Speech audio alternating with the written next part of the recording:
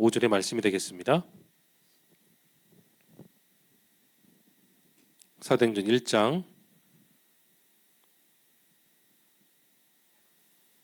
1절에서 5절입니다.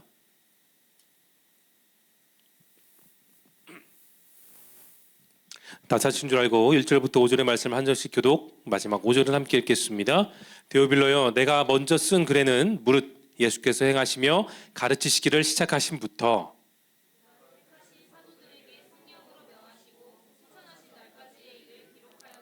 그가 고난받으신 후에 또한 그들에게 확실한 많은 증거로 친히 살아계심을 나타내사 40일 동안 그들에게 보이시며 하나님 나라의 일을 말씀하시니라.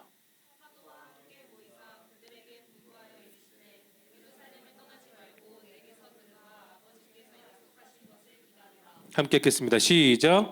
요한은 물로 세례를 베풀었으나 너희는 몇 날이 못 되어 성령으로 세례를 받으리라 하셨느니라. 아멘. 드디어 우린 누가복음의 말씀을 다 읽었고 이제 사도행전의 말씀을 들어가게 되었습니다.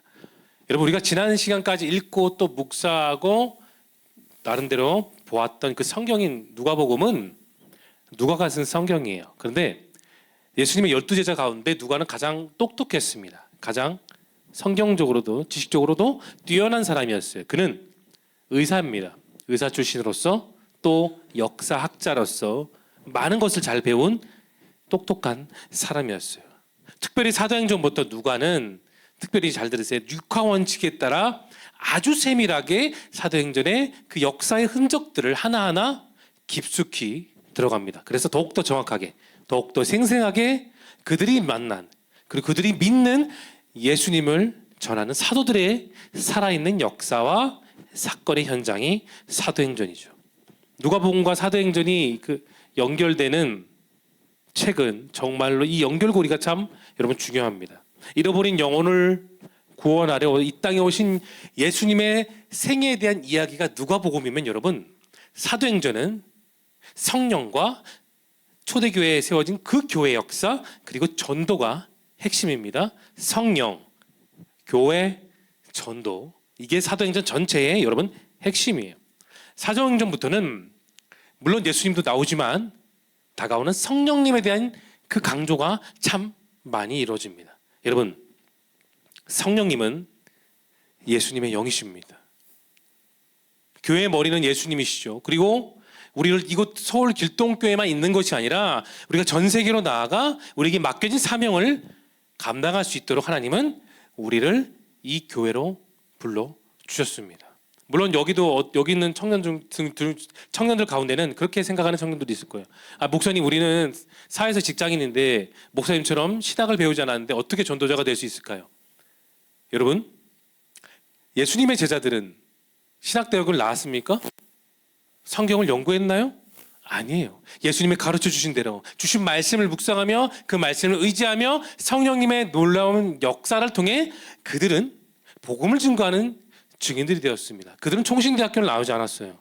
그렇다고 신학을 배우는 사람들도 결코 아니라는 겁니다. 더욱 중요한 것은 그들의 마음의 믿음이 누구를 통해서 믿음이 자라나냐, 그겁니다. 여러분, 보통 사람들의 일생을 다루는 전기를 많이 읽어보았을 겁니다. 이 땅에서 아주 뛰어난 업적을 세우고 능력을 인정받아요. 그런데 죽음 이유에 대해서는 그들에 대해서는 아무도 쓰지 않습니다. 이순신 장군도 죽음 이유에 대해서, 세종대왕도 그 죽음 이유에 대해서 기록에 남아있는 것은 결코 하나도 없어요. 왜 그럴까요? 죽은 다음에는 그 다음을 담을 내용이 전혀 세상 사람들 사이에서는 아무것도 없기 때문입니다. 그러나 수많은 사람들 가운데 계셨던 예수님은 물론 살아 생전에도 그 3년간 정말 많은 기적과 역사를 베풀어 주셨죠. 그 하나하나가 다 사실이고 그 하나하나가 다 역사입니다. 근데 그분의 가장 중요한 중심의 핵심은 바로 십자가에서 죽으심과 부활이에요. 여전히 세상에는 자유주의 신학들이 있습니다. 예수님의 죽으심과 부활을 믿지 않는 그것을 가르치는 신학도 여전히 세상에 많아요. 그런데 중요한 것은 여러분, 예수님께서 그 십자가에서 죽으셨고 죽으신 이후에 3일 만에 부활하신 그것까지 믿어야 진정한 크리스찬입니다. 사도행전은 1장부터 시작해서 28장까지 마무리되어 있어요. 그 잉크는 말라버렸습니다. 하지만 오늘날 성령 시대를 살고 있는 저와 여러분과 같은 크리스찬들의 그 치열한 삶과 현장과 눈물과 기도를 통해 사도행전 29장은 여러분의 인생 가운데 지금도 쓰여지고 있는 겁니다. 성경의 대부분은, 특히나 신약 성경은 편지 형식을 도입하고 있어요. 사도행전도 마찬가지인데 특별히 누가는 데오빌로라는 사람에게 1장 1절에 나와 있어요. 편지를 씁니다. 그런데 이 사람은 로마 황제 밑에서 고위 관리직이었어요. 그 당시 잘 나가는 그 로마에 있었던 관리직이었던 겁니다. 엘리트였어요. 그런데 그가 누가를 통해 예수님을 영접했습니다. 그래서 누가는 가장 먼저 그 세상 이방인 중에 한 사람이었던 로마 황제로부터 돈을 받았던 그 직분에 있었던 데오빌로에게 자신이 믿었던 그 예수님을 전도하게 됩니다. 이제 본격적으로 사도행전 들어가 함께 그 메시지를 보겠습니다. 부활하신 주님은 제자들과 함께 하셨죠. 며칠 동안 함께 하셨을까요? 40일이었습니다. 그 짧은 40일, 한 달하고 열흘 정도에 되는 그 짧은 시간, 그 짧은 시간 동안에 예수님은 제자들에게 많은 말씀을 가르쳐 주셨어요. 근데 중요한 것은 무엇이냐? 내 뒤에 올 하나님 아버지께서 예비하실 성령을 받으라고 말씀하셨습니다. 그 성령을 받아야 지금 현재 육신이신 예수님이 안 계셔도 그들이 끝까지 그들의 마음속에 있는 믿음을, 복음을 증거할 수 있기 때문이에요. 제자들은 말씀을 받았어요. 또 배웠습니다. 계속해서 말씀 속에 있었던 메시지를 나의 것으로 익히는 과정을 그는 신앙생활을 통해 겪어갔습니다. 여러분, 성경에 보면은 사도라는 표현이 있고요, 제자라는 표현이 있습니다. 제자라는 성경적인 표현은 배움, 계속해서 배우고 훈련하는 단계에 있다면, 사도는 배움의 단계를 넘어서 복음을 전하는 겁니다. 사도는 더 이상 배우는 단계가 아니라 이제 세상으로 나아가 내가 배웠고 내가 믿고 내가 의지하는 예수님을 전하는 사람들, 바로 그런 사람들이 사도였습니다. 이 사도의 표현을 가리켜 우리는 여러분 전도자로 알고 있어요. 구약의 12지파의 그 신앙을 이어받았던 신앙의 12명의 제자들, 이들은 구약과 신약 시대를 넘어서 새로운 성령 시대의 새로운 도약을 앞에 두고 있었습니다. 근데 여러분, 이 12명의 제자들의 배경을 보면 참 특이합니다. 베드로, 안드레, 야고보, 요한, 빌립, 이 5명은 어부 출신이에요. 그리고 우리가 신약 성경에 맨 처음 보는 마태복음을 썼던 마태는 원래 이름은 제가 설교 시간에 얘기했어요. 레위였고 그의 직업은 삭개오와 똑같은 고리대금업자였습니다. 그리고 셀롯이라는 시몬은 원래 유대의 독립을 꿈꾸었던 열심당원이었습니다. 칼을 들고 싸우려고 했던 그런 사람이었어요. 정말 단순한 사람들, 일장무식한 사람들, 아주 낮은 천한 신분의 사람들이었지만 누가 그를 택했습니까? 예수님이 그렇게 한 명 한 명을 택하셨어요.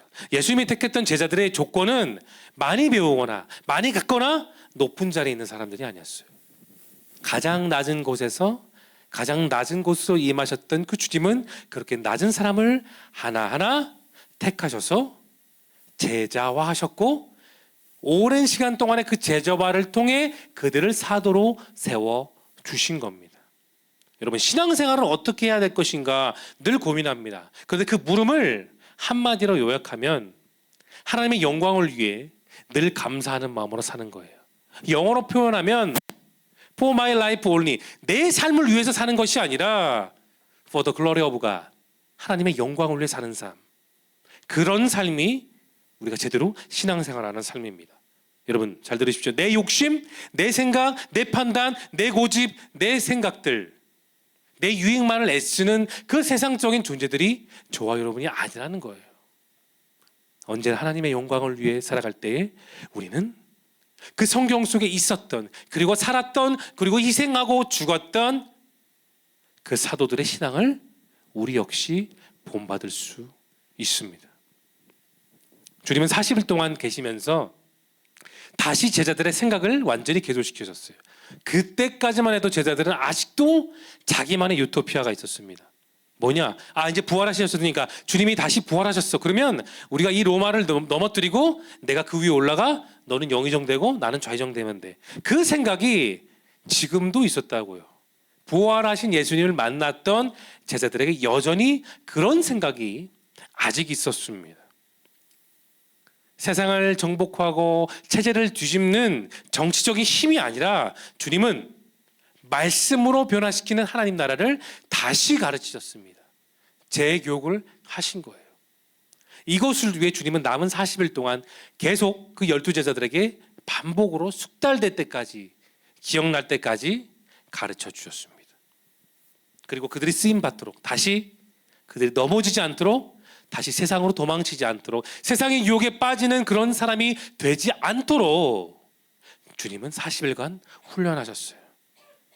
그렇다면 이들은 무엇을 기다리며 살고 있었을까요? 다가올 성령님입니다.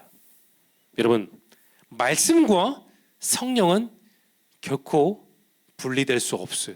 가장 중요한 말씀으로 하나하나 준비된 사람을 위해 주님은 성령을 준비하셨습니다. 그 성령을 믿고 그 성령을 의지하며 그 성령을 받을 때 우리는 비로소 이 세상의 루저가 아니라 이 세상에서 승리하는 사람이 될 수가 있는 거예요. 자, 우리 4절 말씀 한번 보겠습니다. 4절을 열어주시면, 자, 4절을 여러분의 목소리로 읽어볼까요? 시작.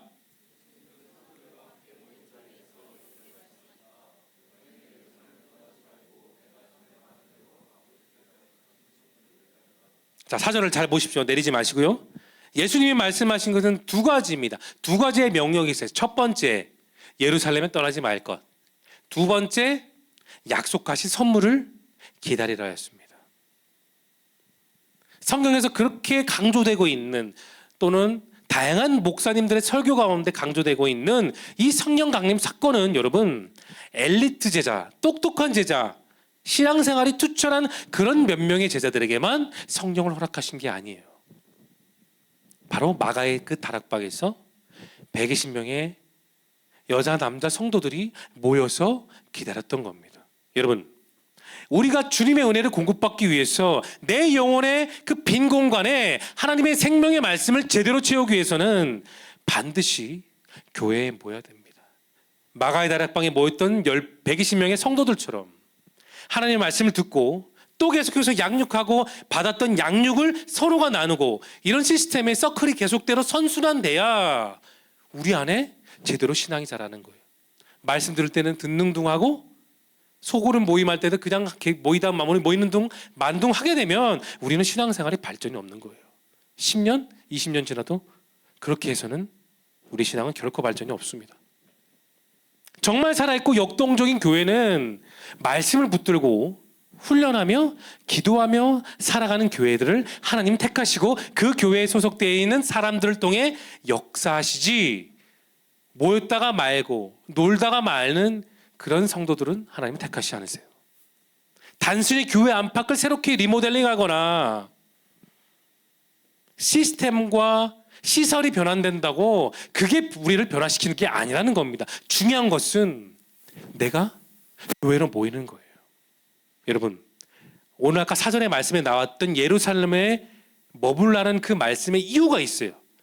주님은 허투루 말씀하신 적이 없습니다. 그 이유의 첫 번째, 자, 예전에 구약시대 때 하나님께서는 100세에 낳은 아들을 바치라고 아브라함에게 명령하셨습니다. 근데 그 모리아산으로 갔을 때 그 모리아산의 장소는 바로 오늘날 예루살렘 교회의 자리였어요. 이후에 다윗의 아들이었던 솔로몬이 1000번째 제사를 드리고 성전을 지었던 장소도 바로 예루살렘입니다. 또한 제자들과 함께 하셨던 그 주님께서 십자가를 지시고 오른쪽에 옆구리에 창을 맞으시고 양 두 손에 대못이 박히고 피를 흘리고 죽으셨던 십자가에 달리셨던 그 장소 역시 예루살렘입니다. 여러분, 예루살렘은 제자들에게 있어서 영적인 은혜의 현장이 있었고 소망의 기억이 있고 은혜의 자리였던 겁니다. 그 기억이 있는 자리였던 겁니다. 예수님은 이곳에서 제자들이 모이기를 원했어요. 계속해서 흩어지지 않고 그 자리에 모이기를 원했습니다. 이전의 제자들은 주님께서 억울하게 잡으셨고 십자가에서 죽으신 것을 봤어요. 사랑하는 그 선생님이, 내가 정말 존경하는 나의 랍비 선생님이 정말 그 당시 가장 최악의 형벌이었던 십자가에서 죽으셨던 것은 그들에게는 당연히 충격이고 멘붕일 수밖에 없었죠. 그 충격으로 인해 제자들은 예수님이 죽으시고 다 뿔뿔이 흩어졌습니다. 도망쳤습니다. 자기도 죽을까 봐 두려웠던 거예요. 그리고 나서 예수님이 부활하신 이후에 그 제자들은 다시 모여 마가의 다락방에 오게 되었습니다. 그곳이 바로 예루살렘입니다. 이곳에서 그들은 믿음의 공동체가 되었습니다. 함께 기도하고 함께 서로를 위로하고 새로운 시대인 성령 시대를 위해 그들은 기도하며 인내하고 눈물을 흘리며 계속해서 기다렸던 겁니다. 예수님이 이미 십자가에 달리시기 전에 내가 앞으로 어떻게 될 것인지를 제자들에게 미리 예언하셨어요. 자, 누가복음 24장 열어볼까요? 46절, 47절, 48절을 여러분의 목소리 읽어보겠습니다. 시작.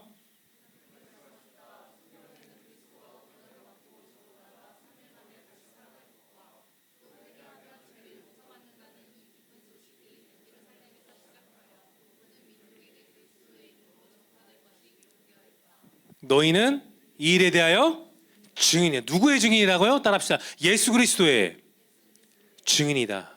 바로 그 제자들이었던 겁니다. 바로 그 12제자들. 거긴 가룟 유다도 있었어요. 그러나 주님은 개의치 않고 동일하게 모든 12제자들에게 말씀하셨어요. 내가 고난을 받고 죽었다가 3일 만에 다시 살아나고 또 회개하고 죄 용서받는 이 기쁜 소식이 어디서부터라고요?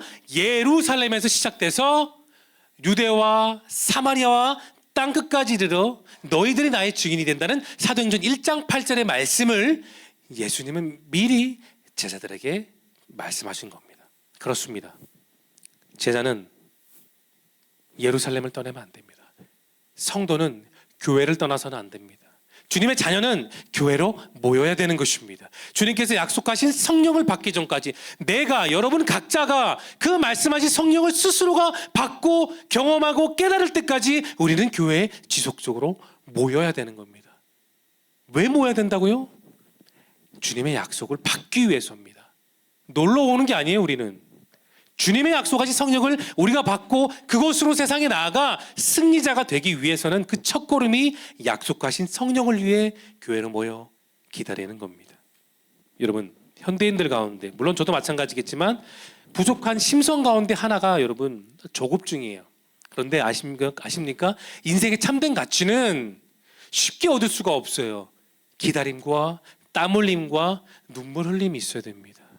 쉽게 된다고 편한 것에 익숙해서는 우리는 세상 사람들과 별반 다를 바가 없습니다. 그들과 구별되기 위해서, 우리가 하나님의 자녀로 살기 위해서는 땀 흘림과 눈물과 기다림의 결실이 있어야 되는 겁니다. 아무리 빠름과 신속함을 요구하는 이 시대 속에서 그 트렌드가 우리를 자꾸 종료하고 유혹한다 할지라도 우리들의 인생에는 주님이 말씀하신 것을 따라가야 됩니다. 그 기다림으로 함께 기다릴 수 있기를 바랍니다. 제가 얼마 전에 읽은 책에 이런 글이 있어요. 한번 잘 들어보세요. 한 걸음으로 너무 멀리 가려고 하지 말라. 너는 걸음을 계속 걸어야 된다. 한마디 말로 너가 누구인지를 세상 사람들에게 증명하라고 하지 말아라. 너는 말을 계속해야 된다. 1인치의 성장으로 너무 크게 부풀리지 말아라. 너는 계속해서 성장해야 된다. 하나의 행동으로 너의 모든 것을 이루려고 하지 말아라. 너는 계속 성장해야 된다.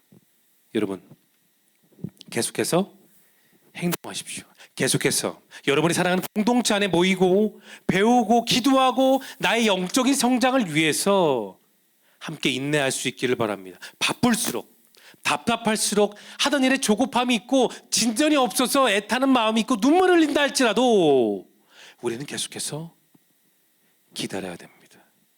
내 안에 성령의 강력한 역사가 나타날 때까지 여러분 기다릴 수 있기를 바랍니다. 주님은 부활하신 이후에 계속해서 줄곧 성령을 말씀하셨어요. 자, 누가복음 24장 49절을 열어보겠습니다. 49절 읽어볼까요? 시작.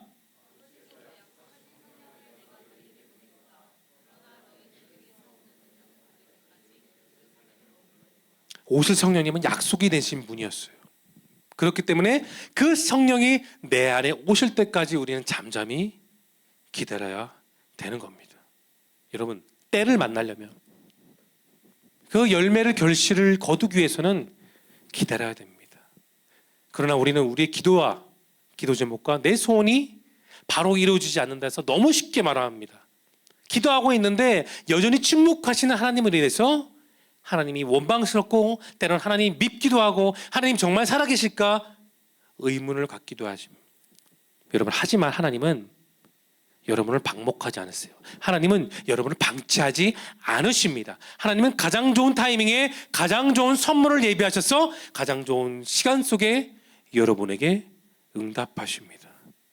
우리 마지막으로 오늘 본문입니다. 사도행전 1장 5절 읽어볼까요? 자, 5절 읽어보겠습니다. 시작.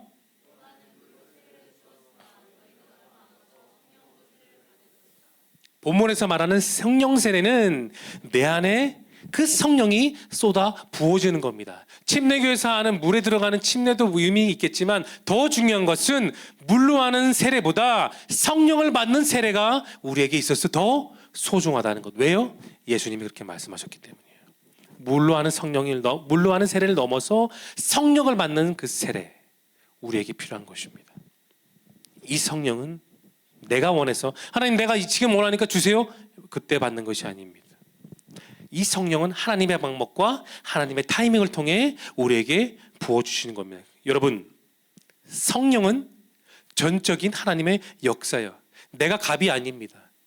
그 성령 앞에 나는 언제나 을의 위치였는 거예요. 하나님이 나에게 주신 것이지 내가 아무리 노력한다고 내가 뛰어나서 그 성령을 받는 것이 아니에요. 여러분, 제자들 보세요. 제자들 한 명 한 명 다 봐도 아무나 뛰어난 사람이 없어요. 전혀 뛰어난 사람이 없다라는 겁니다. 마태복음에 나온 팔복처럼 내 심령이 비어지고 내 심령이 가난하고 내 심령이 빈궁해야 되는 거예요. 그렇게 텅 빈 마음으로 내가 계속해서 기도하고 매달리고 하나님을 의지할 때에 하나님은 예비하신 성령을 주십니다. 그런데 그거 아십니까? 이 성령을 받은 사람은 교회 안에서 분명히 티가 나요. 받은 사람과 받지 않은 사람. 잘 들어보십시오. 성령의 능력을 받은 사람들이 찬양하는 사람들을 보면 나의 스킬이 좀 부족해요. 내가 어떤 전공을 하지 않아도, 성악을 배우지 않아도, 보컬을 배우지 않고 전공하지 않아도 성령을 받은 사람이 찬양하게 되면 듣는 청중으로 하여금 마음의 감동이 오게 됩니다. 성령의 인도하심 받은 사람은 내가 정말 부족해요. 누가 보더라도 쟤 정말 부족한 사람이야 라고 말할 수 있을 거예요. 그러나 내가 부족해도 남들보다 뛰어난 재능이 없다 할지라도 그 성령을 받은 사람이 찬양하면 은혜가 풍성하게 됩니다. 그 받은 은혜를 통해 우리는 감동의 눈물을 흘릴 수도 있는 것이죠. 성령의 능력을 힘입은 사람은 그렇게 뛰어난 능력과 재능이 없을지라도 그 주변의 사람들이 계속해서 모여요. 여러분, 사람의 힘과 계획을 갖고 능력으로 교회 사역은 결코 할 수 없습니다. 늘 벽을 만날 수밖에 없어요. 나의 힘으로 교회를 하면 여러분 알잖아요. 내가 내 능력으로, 내가 지금까지 했던 경험으로, 내 인맥을 통해서, 내가 갖고 있는 그 재능을 통해서 여러분이 사역했을 때 늘 100% 열매 맺었습니까? 때로는 막혀지고 때로는 이해 안 되는 일들도 겪게 되고 하나님을 원망할 때도 있습니다. 그러나 여러분이 성령을 만나면, 그 성령을 기대하고 성령을 원하고 성령을 기도한다면 그 받은 성령으로 여러분은 성령님의 인도하심으로 교사와 다양한 역할을 할 수 있는 것입니다. 말씀을 정리하겠습니다. 여러분, 간절한 마음으로 기도하십시오.